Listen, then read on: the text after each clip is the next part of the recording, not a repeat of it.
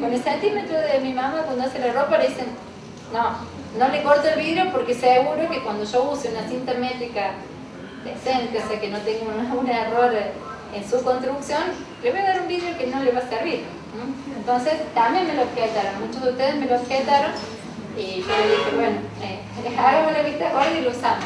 Y bueno, con la balanza también fue bastante interesante todo lo que fue surgiendo. Bien, entonces utilizamos cosas que ustedes pueden repetir en el aula, pueden repetir en sus casas, lo que quieran volver a hacerlo, experimentar con otras cosas. Son elementos totalmente económicos, accesibles y que generan discusiones bastante interesantes.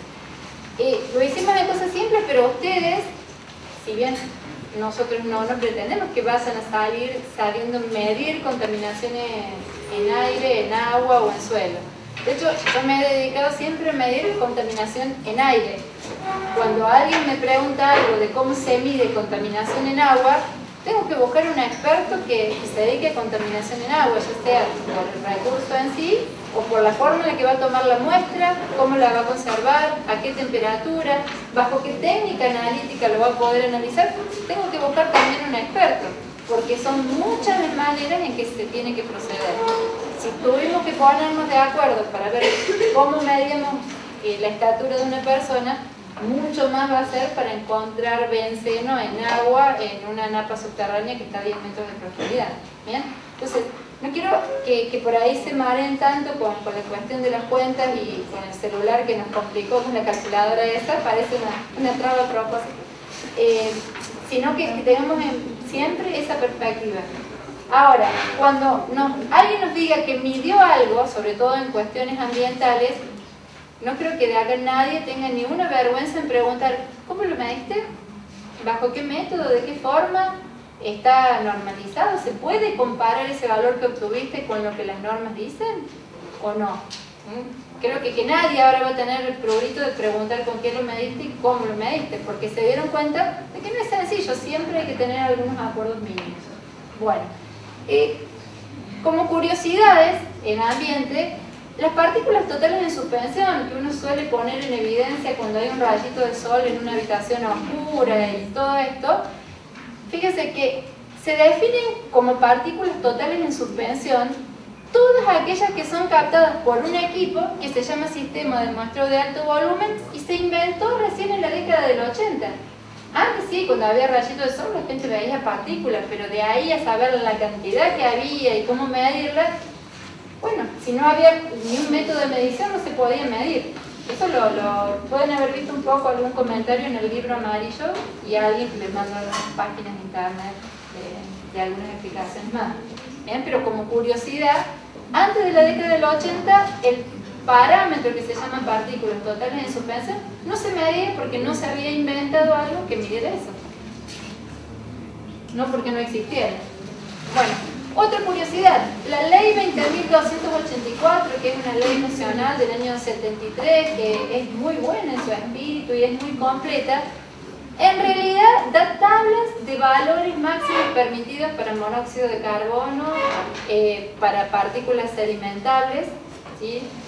Para óxidos de nitrógeno, da muchos valores, no sé, que se podría decir que es muy completa, pero es una ley que en realidad no es aplicable porque faltó la reglamentación, que es el paso posterior que hace en realidad el Poder Ejecutivo, de decir, bueno, esos numeritos se tienen que comparar con tal o cual técnicas. No es cuestión de que yo salga a medir las partículas sedimentables con un equipo de estos de gran volumen. ¿Sí? Si bien en el 73 no existían los equipos, ahora existen. O sea, al no decir de qué manera se mide, es como el experimento del termómetro cuando los mandé a medir el suelo. Si yo digo la temperatura, para que esté todo bien el día de hoy, les tendría que haber dado 17 grados. Y bueno, lo acomodo de tal manera, para dejar contenta a mí en este caso, de que me dé 17 y hago trampa. No, eso no es así. Eso para seguir poniendo hincapié en cualquier doctoré así. Pero si yo quiero medir la contaminación del aire, ¿hay un instrumento único o hay diferentes? Acá viene, creo que es esta la filmina, ¿sí?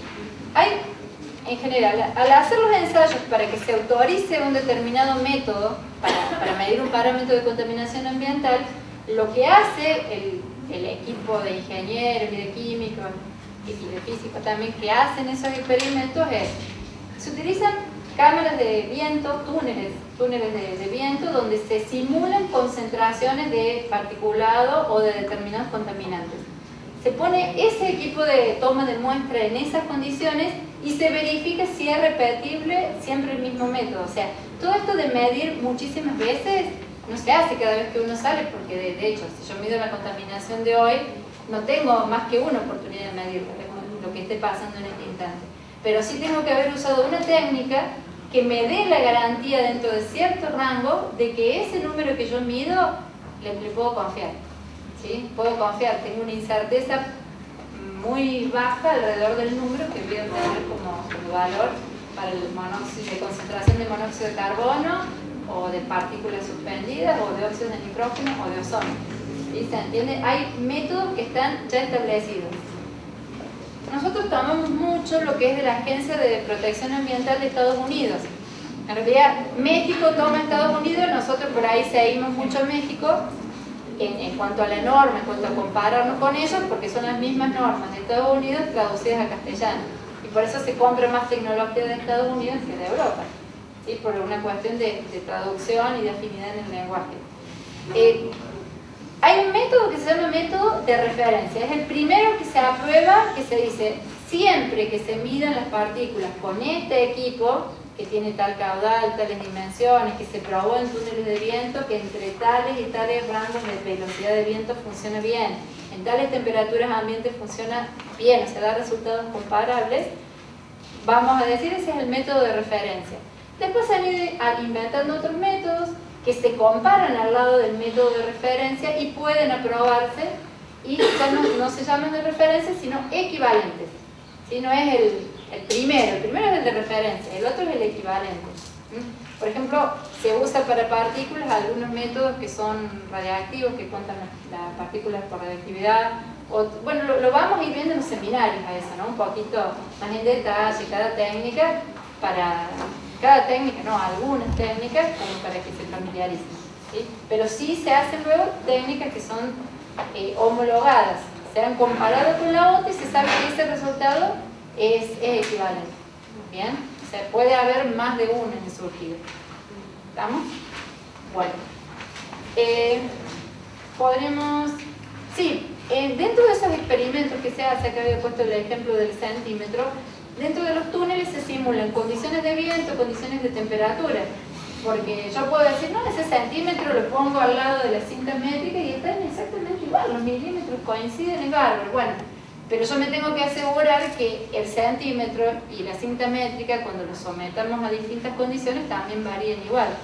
Si el vidrio hubiera estado caliente o hubiéramos querido medir la superficie del calefactor prendido con el centímetro, se nos hubiera estirado, entonces hubiéramos tenido la lectura falsa.